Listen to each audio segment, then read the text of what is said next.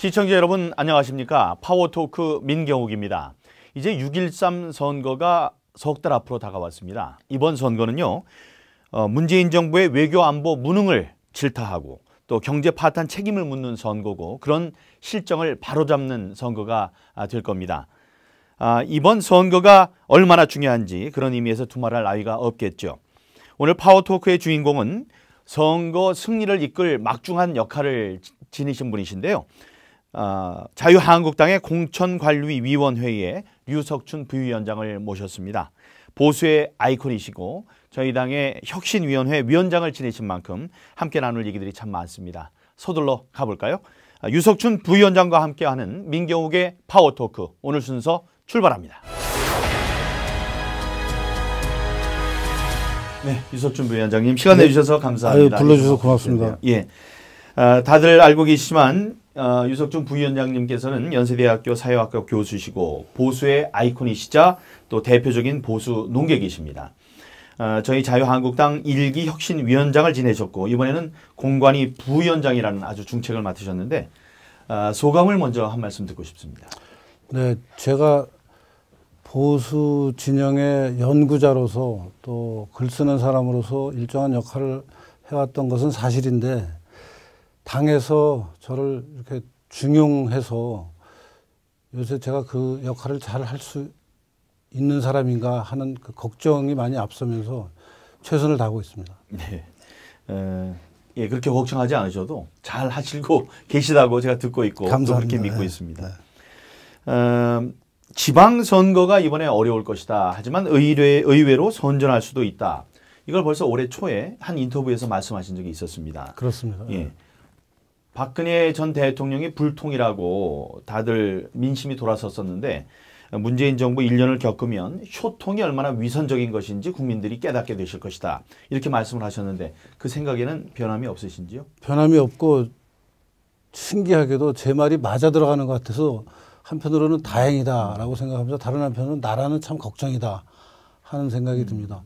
그러니까 박근혜 대통령이 사실 정치적인 평가를 여러 각도에서 할 수 있고 일부 좌파 뭐 소위 진보 진영에서 하듯이 국정농단을 했다 박근혜 대통령이 그런 식의 평가는 저는 동의하지 않습니다. 다만 그 국민들과 혹은 또 지지자들과 충분히 소통하지 못해서 여러 가지 본의 아닌 국정 실패 현상이 벌어졌고 그 부분 때문에 보수가 정말 괴멸당하는 이제 그 어려움에 처하게 됐는데 다행히 당에서 이제 체제를 정비하고 이제 한국당이 야당이 되면서 새로운 그 지도자와 함께 체제를 정비하고 천천히 그렇지만 뚜벅뚜벅 국민들의 지지를 받는 노력을 기울여서 지금은 20%대를 상회하는 이제 평균적으로 전국에서 지지를 받고 있는 이제 상황으로 왔고 이게 이제 지역에 따라서는 경상도 쪽에는 뭐 40%대까지 올라가 있고 해서 앞으로 한 석 달 동안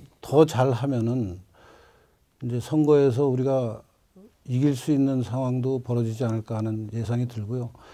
그 와중에 이제 북핵 문제나 이제 뭐 외교 통상 문제 또 경제 문제 이런 여러 가지 문제들이 이제 문재인 정부가 얘기하는 게 너무 사람들에게 이렇게 이제 직접 다가가서 겪어보니까 이건 아니지 않느냐는 그 반응이 많고 특히 최근에는 그 미투 운동의 그 여파로 이상하게도 좌파 진영이 그 타격을 많이 받으면서 예컨대 충청도 민심은 지금 굉장히 그 안희정 지사 사건으로 인해서 말하자면 여당을 지지하던 민심이 갈대를 잃고 저희 쪽으로 올 가능성이 상당히 높아지고 있는 상황이 아닌가 해서 예상하지 못했던 것까지 겹치면서 자유한국당의 선거 그 기대감이 좀 고조되고 있는 그런 상황인 것 같습니다. 네. 앞으로 이제 남북 정상회담도 있고 북미 정상회담도 있기 때문에 여러 가지 분수령이 또 마련되겠지만은 홍준표 대표께서는 5월이 되면은 또 우리가 예상치 못했던 일들이 벌어질 수 있다 이렇게 얘기를 하셨습니다. 네. 그러니까 말씀하신 대로 지방선거가 어렵다지만 여러 가지 흐름적으로 봤을 때 낙담할 필요는 없다. 의외로 선전할 수도 있다. 네. 예. 그런 생각으로 저희들도 열심히 해야 되겠죠. 지금 문재인 정권은 특히 그 외교적으로 이제 남북 정상회담이나 미북 정상회담 이 굉장한 성과로 지금 이제 포장을 해서 국민들에게 지지해달라는 이제 어필을 할 텐데 제 생각에는 그거는 필요한 그러니까 북한의 핵 문제를 해결하기 위해서 필요한 절차에서 꼭 한 번씩 있어야 될 이벤트들이 이제 시간이 결정이 된 것일 뿐이지 그것이 반드시 북한의 핵 폐기로 핵 동결로 가면 아무 소용이 없습니다. 그렇죠. 핵 폐기로 가야 되는데 핵 폐기로 간다면은 쌍수를 들고 환영할 일이지만 핵 폐기로 간다는 보장은 사실 없는 게 지금 그 객관적인 여러 평가들이니까 두고 봐야 될 일이라고 생각합니다. 이번 선거가 저희 한국당으로서 매우 중요한 선거라서 3월 들어서 발빠르게 6.13 지방선거 체제로 당 체제가 전환을 하고 있습니다. 중앙당 공천관리위원회도 구성이 됐고 17개 지방 시도당에서도 시도당 중앙공천관리위원회가 구성이 됐습니다. 중앙당 공천관리위원회 부위원장으로서 이 공천관리위원회의 역할이 뭔지 좀 설명해 주시죠. 공관위 역할은 선거에 나가는 후보를 골라서 그 후보가 당선되는 그런 결과가 나오도록 그 어떤 후보를 고르는 게 좋은지 평가하고 추천하는 역할이죠. 네. 중앙공관위하고 이 시도당의 공관위와의 차이는 어떤 게 있습니까?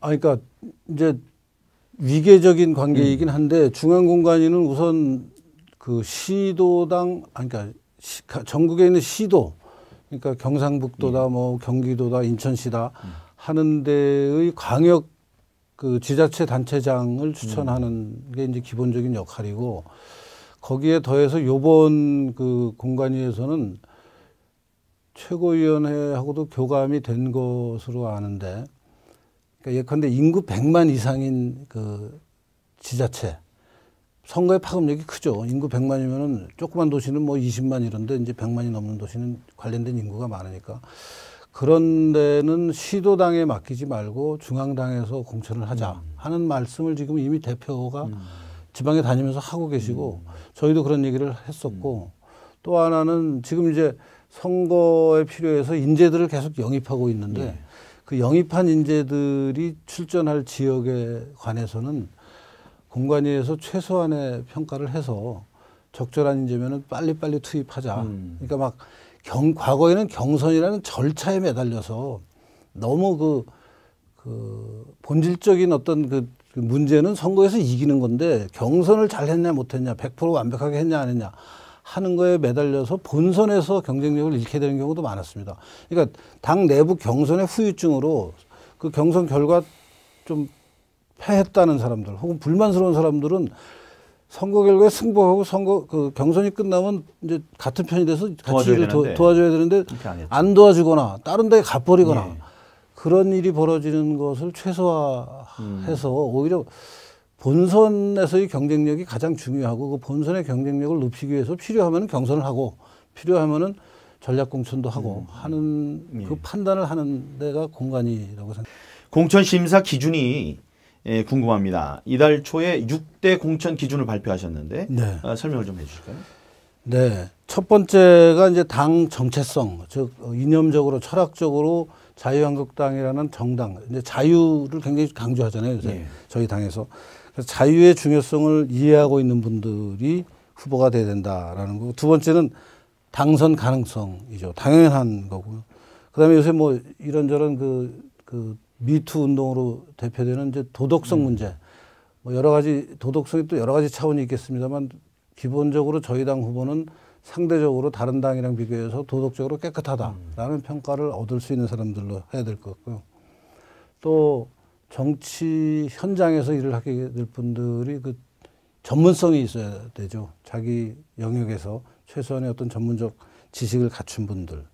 그다음에 이제 지방선거니까 지역 그 유권자들의 신뢰를 얼마나 받고 있는지 이게 뭐 당선 가능성과 바로 연결되긴 한데 그 다음에는 저희들이 이제 뭐 사회적으로 좀 부정적인 모습이 아니고 긍정적인 모습으로 보이는데 중요한 기준인 그 후보자가 그 지역 사회나 우리나라 전체에 얼마나 기여했느냐 공헌을 했느냐 예컨대 뭐 강도가 들었는데 맨손으로 그 강도를 때려잡았다 의인 의인 그런 일을 한 분들을 이제 예를 들을 수 있고요. 뭐 이제 여러 가지 어려운 상황에서 막 지하철에 빠지는 사람을 구한 경우 뭐 그런 좀 예외적이긴 하지만 돌발적인 상황에서 의협심을 발휘해서 다른 시민들을 구한 사람들 이런 분들한테는 가점을 주기도 당연히 뭐 국가 유공자 뭐 이런 분들한테도 가점을 주고 있습니다.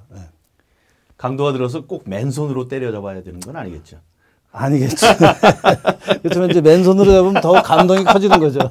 예. 지금 뭐 말씀해 주신 여러 가지가 있지만 그 지역 유권자 신뢰도나 사회 기여도 지금 잠깐 설명을 해 주셨습니다만은 구체적으로 어떤 방식으로 평가를 하는지 평가 방법이 궁금합니다. 사회 기여도 의인 받으신 분들은 될 거고 지역 유권자의 신뢰도는 어떻게 측정할까요? 그게 이제 뭐 일부에서는 여론조사를 해도 되지 않냐 하는데 여론조사는 너무 피상적인 것 같고 이런 문제 굉장히 질적으로 들어가야 돼서 그러니까 그 지역에 살고 계시는 유권자들을 당무감사할 때 당무감사위원들이 찾아갔었습니다.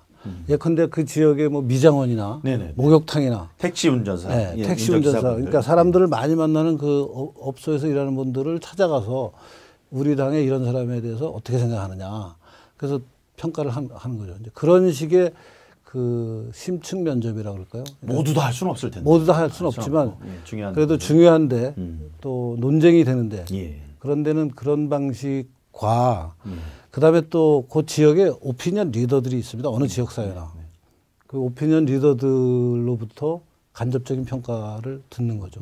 이런 것들을 종합해서 평가를 하는 게 이제 지역사회 신뢰도, 지역 유권자의 신뢰도이죠. 그렇군요. 사회 기여도는 말씀하신 대로 뭐 전국에서 확보된 명단도 있다고 하더군요. 의인 한 70여 분. 아마 사무총장님이 좀 신경을 써서 챙기고 계신 모양입니다. 그분들이 이제 출마를 하길 원하신다면 우선적으로 배워야겠다. 그렇죠. 그렇군요.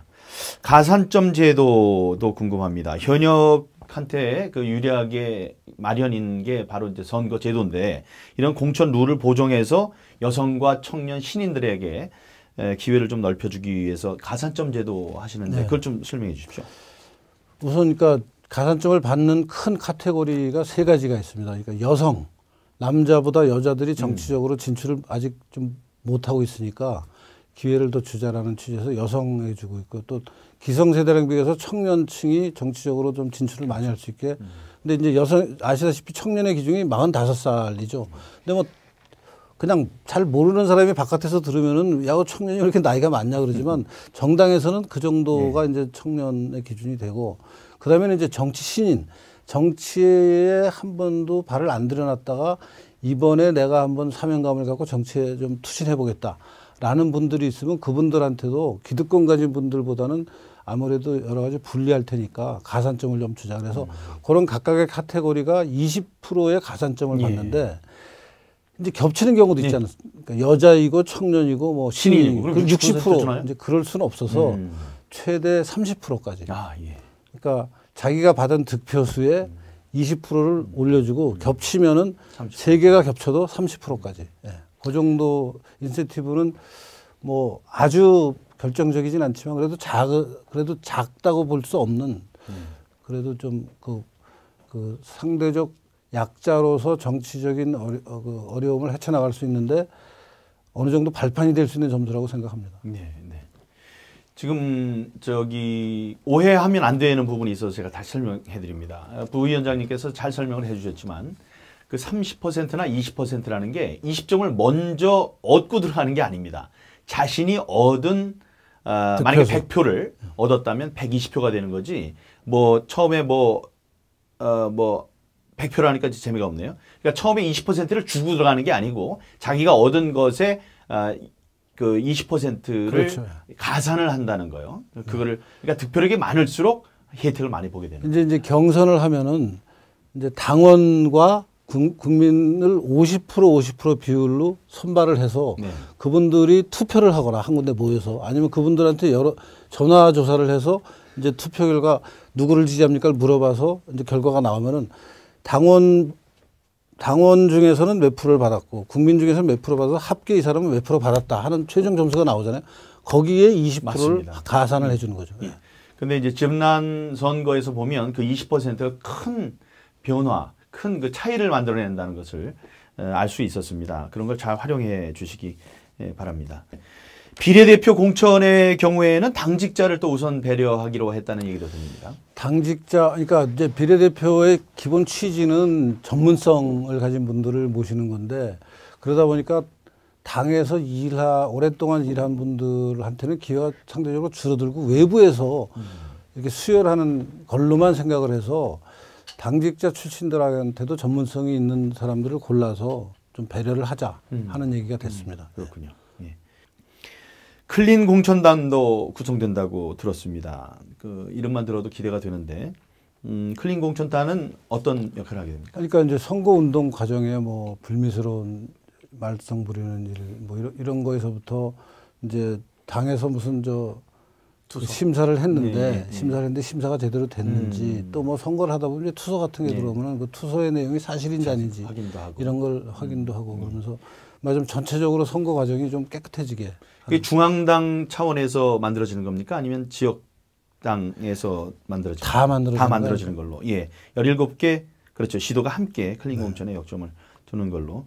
중앙당은 중앙당대로 하고 이제 저도 인천시당 위원장으로서 공관위원장을 맡고 있습니다만 시 안에서도 공관위원회 안에서도 그런 투서라든가 이런 게 들어오면 확인을 좀 하는 그런 절차를 마련하려고 하고 있습니다. 예, 공관위 부위원장으로서 그 이제 큰 활약을 해주실 것으로 조금 저희들 믿고 있고요. 관련된 질문 여쭤봤습니다. 이번에는 이런 질문 좀 드리겠습니다. 저희 자유한국당의 제1기 혁신위원회를 이끌어주신 위원장이셨고요. 그 당시에 혼란과 진통이 많았는데 정말 묵묵하게 혁신의 길을 걸어오셨습니다. 혁신위원장으로 활동하신 시기가 5개월 동안인데 8차에 걸쳐서 혁신안을 발표를 하셨어요. 백서도 내셨고. 그렇습니다. 마지막으로 신보수주의 선언을 발표하고 활동을 마감하셨고 다음에 이제 김용태 위원장이 배턴을 물려받았는데 돌이켜 보실 때 가장 보람됐던 일, 좀 아쉬웠던 일 이런 거 좀 말씀을 해주시죠. 처음에 이제 제가 혁신위원장을 맡았다는 게 이제 보도가 되니까 야, 한국당이 극으로 가는 거 아니냐 뭐 그런 얘기들이 많이 있었습니다. 사실 제가 선명한 우파 노선의 중요성을 강조한 사람은 맞지만 거기다가 극자를 붙이면은 이제 막 수단과 방법을 가리지 않고 우파적 가치를 실현하는 게 극우잖아요.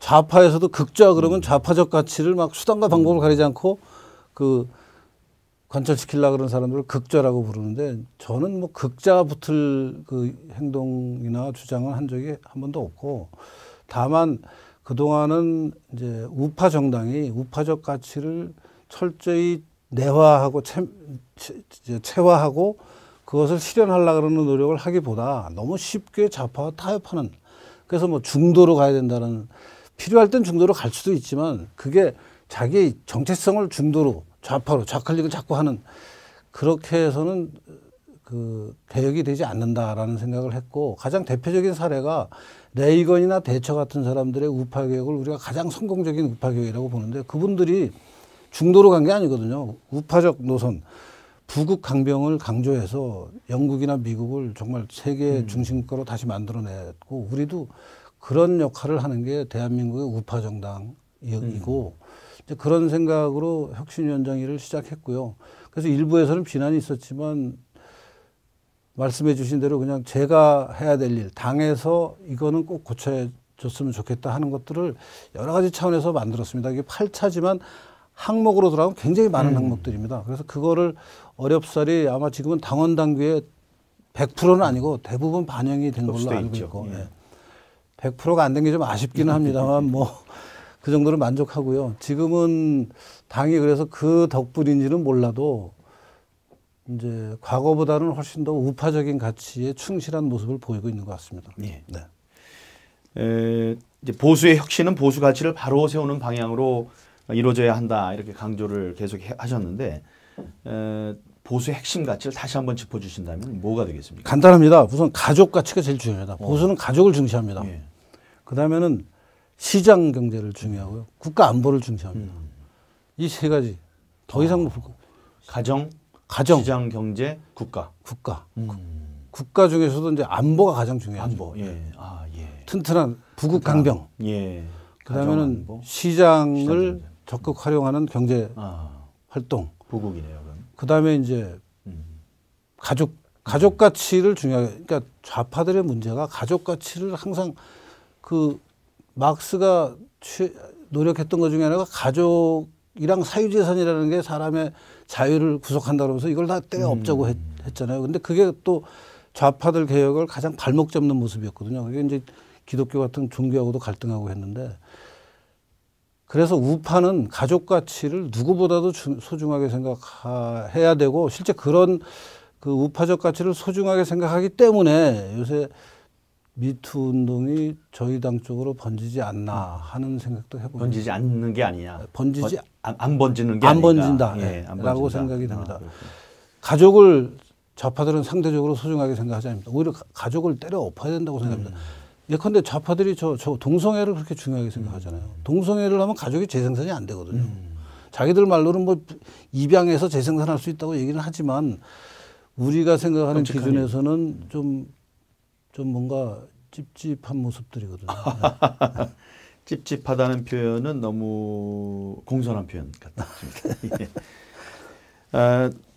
이제 마칠 시간이 다가오는데 그 얼마 전에 책을 출간하셨어요. 박정희 전 대통령 하면 여러 가지 키워드가 있습니다만 성장의 그늘과 노동 착취론 뭐 이런 얘기를 하는데 그걸 사회학적 관점에서 반박을 하신 책입니다. 박정희는 노동자를 착취했는가? 이 책이 왜 화제입니까? 네, 그 책이 사실 그동안 제가 책을 여러 권 냈습니다. 대학 교수 생활하면서. 근데 이번 책같이 뜨거운 반응을 겪은 건 처음이고요. 지금 출판된 지가 한 달 정도, 2월 1일 날, 올해 2월 1일 날 나왔는데 지금 3회를 찍고 있습니다. 사실 교수가 요새 쓴 책이 그렇게 팔리는 적은 거의 없습니다. 근데 그 이유가 사실은 그 내용이 누가 사보시는 거라고 생각하세요? 우파입니까? 좌파입니까? 아마 좌파들도 볼 겁니다. 왜냐하면 자기들이 그동안은 당연한 걸로 생각했던 것을 제가 반박하는데 반박을 그냥 말로만 하는 게 아니라 실증 자료를 가지고 다 반박을 해서 이 친구는 이 저자는 왜 이런 주장을 거리낌 없이 할 수 있게 됐는지를 궁금해하는 반대편도 있을 것 같고요. 또 우리 편은 우리 편대로 그동안은 박정희 대통령이 경제 발전시킨 것은 사실인데 노동자는 혹시 착취한 거 아니야 하는 생각을 많이 했거든요. 근데 제가 이번 책에서 정리한 것은 1970년대에 중화학공업화를 박정희 대통령이 시작하면서 그 중화학공업화가 성립하려면은 뭐 대규모의 자금도 필요하고 뭐 기술, 온갖 그 산업 차원의 기술도 필요하지만 일하는 인력이 쇠를 정밀하게 깎아서 예컨대 총알을 쏘면은 총열을 따라서 총알이 회전을 하면서 목표물에 정확히 가는 건 회전을 잘해야 되는데 이 총열을 깎는 걸 그때는 손으로 했습니다. 아이고. 그 손으로 하는 그러니까 이게 총알이 돌면 열도 무지 나거든요. 그렇죠. 그래서 쇠가 휘고 녹고 그럽니다. 그것을 그러니까 그렇지 않게 해서 총알이 정확하게 발사되는 총을 만드는 이게 이제 방해 산업이었는데 그 쇠를 깎는 기술을 우리나라가 자체적으로 갖고 있는 그 기술을 갖고 있는 노동자, 숙련 노동자가 있어야지 생산이 되는 그렇죠. 거거든요.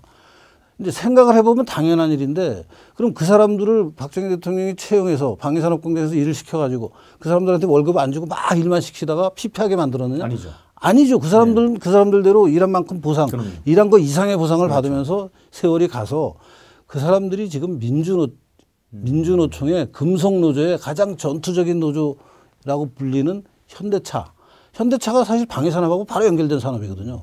현대중공업 배 만드는데 방위산업하고 바로 연결된 겁니다. 무슨 현대위아 이게 옛날에 기아기공이라는 방위산업 공장 이런 회사들에서 근무하는 노동자가 1970년대에 공고나 직업훈련원 출신들이에요.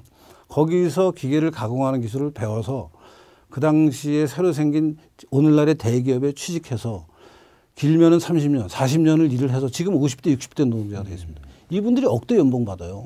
근데 이분들이 그 과정에 이제 처음에는 그 노조 만드는 것을 정부에서 좀 억제하기도 했죠. 그러다가 87년 이후에는 노조가 이제 우죽순으로 생겨서 노조 가입률이 그때 많이 올라갔다가 지금은 상대적으로 많이 줄었습니다만 이분들이 만든 노동조합이 자기네 조합에 가입된 사람들의 집단 이기주의로 변했어요. 그래서 회사가 어려울 때 회사가 야 사람을 좀 이제 정리액을 잘라야겠다. 왜냐하면 지금 경기가 워낙 나쁘고 손해를 보니까 인원 감축을 통해서 원가를 좀 조정해서 경쟁력을 갖춘 다음에 다시 잘 되면은 고용을 할게 하는 협상을 할 때 노조가 응하지 않습니다. 우리 노조원들은 절대 못 자른다. 그러니까 회사에서 야, 노조원 아닌 사람들을 그럼 뽑자. 그게 비정규직이에요. 그 비정규직이 97년부터 늘어나기 시작합니다. 경제 위기를 겪으면서부터. 그래서 지금은 노조의 보호를 받는 이 정규직과 노조를 못 만드는 아예 노조가 다른 정규직 노조는 사람 취급을 안 해주는 비정규직 노조. 이 비정규직과의 차별이 지금은 노동시장 안에서 굉장히 큰 문제가 되고 있어요. 이 사람들이 사실 박정희 대통령이 다 교육시킨 사람들이에요. 10대 후반인 그때의 젊은이들을 공고해서 직업훈련에서 교육시켜서 기술을 가르쳐가지고 오늘날 1억이 넘는 노동자가 됐는데 이분들이 지금은 저는 자기들이 국가에서부터 이렇게 받은 게 있으면은 이제 본인들도 좀 양보를 해야 된다고 생각해요. 자기들이 받는 거에 3분의 1, 4분의 1 양보해서 비정규직한테 좀 자리를 해주고 소득도 좀 나눠주고 일자리도 좀 나누고 해야 되는데 이 노조의 어떤 그 귀족화? 그러고서 자기 자식들은 다시 그 회사에 취직시켜달라고 그 이면 계약을 하고 있습니다. 지금 회사랑 협상을 해서 이 문제를 제가 실증적으로 다 따져서 문제 제기를 해서 그런지 책이 잘 팔리고 있고요. 사실은 그 70년대 중화학공업 부분의 노동자 말고 60년대 봉제산업 노동자 전태일로 대표되는 사람들이 전태일이나 전태일로 대표되는 그 당시 여공들은 그러나 착취당했다고 생각하는데 제가 전태일 평전을 처음부터 끝까지 자세히 분석하면서 평전에 조영래 변호사가 쓴 전태일 평전에 전태일이 받은 월급 혹은 전태일이 평화시장 노동자가 받았다는 월급을 계속 얘기합니다. 그 평전에서. 그걸 제가 시간의 변화에 따라서 이렇게 임금 변화를 따져봤더니 전태일은요. 만 6년 만에 15배 받아요. 임금을. 15배면 지금 예컨대 지금 비정규직이 200만 원 받는 사람이 있다고 쳐요. 뭐 200만 원 받는 사람이 6년 지나면은 3천만 원 받는 거예요. 그런데 전태일 보고 착취당했다 그러는 거예요, 지금. 이 전태일 평전에 나오는 액수예요. 그리고 여공들, 그 청계천의 그 평화시장이나 뭐 구로공단에서 일하던 여공들도 임금이 4년 만에 4배가 오르나 그래요. 제가 지금 정확한 기억을 못 하겠는데 그 임금이 그 당시 물가 상승률이 연평균 10% 초반대라고 해도 6년 만에 4배가 오릅니다. 여공들은. 6년 만에 4배가 오르면 지금 200만 원 사람이 6년 후에 800만 원 받는다는 얘기거든요. 착취 아닙니다. 일한 만큼 받아갔어요. 만약에 그게 정말 착취였으면 왜 그때 청계천 평화시장에 여공들을 하려고 시골에서 무작정 상경해서 보따리 하나 들고 공장 가서 일하겠다는 사람들이 인산인해였잖아요. 구로공단이랑. 착취당한 사람이 나 더 착취하게 해주세요 그러면서 돌아다니지는 않을 거 아니에요. 피해 다닐 거 아니에요. 착취면. 임금을 받고 그 임금으로 자기 동생 학비되고 시골에 있는 부모님 용돈 생활비 보내드리고 했던 게 그 당시 여공들이에요. 그 여공들이 절대 본인들이 힘들었다는 거 동의합니다. 어렵게 일했고 힘들고 그리고 그때의 근로조건이 지금이랑 비교하면 나빴겠죠. 당연히. 나빴음에도 불구하고 본인들이 열심히 일했고 국가는 기업은 그 열심히 일한 사람들한테 적절한 보상을 해서 그 사람들이 중산층으로 살게 된 게 우리 경제발전 과정이지 국가나 기업은 그 사람들을 착취해서 그 사람들은 피골이 상접하게 되는데 정부만 잘 살게 되고 기업만 잘 살게 됐다라고 해석하는 게 지금 좌파들 해석이거든요. 그게 틀렸다는 얘기를 했는데 반응이 좋습니다. 예, 예. 그러니까 뭐 한마디로 박정희는 노동자를 착취하지 않았다. 중산층으로 만들었다. 중산층으로 만들었다. 이게 답이군요. 지금 이 책만 갖고도 1시간 할 수 있는데 한 번 더 하시죠. 한 번 더 했으면 좋겠습니다. 진짜로요. 네. 예, 그렇게 약속해 주시고 저도 이 박정희는 노동자를 착취했는가 화제의 신간을 구독해서 제가 하나 사고요. 드렸습니다, 사실은. 그런가요?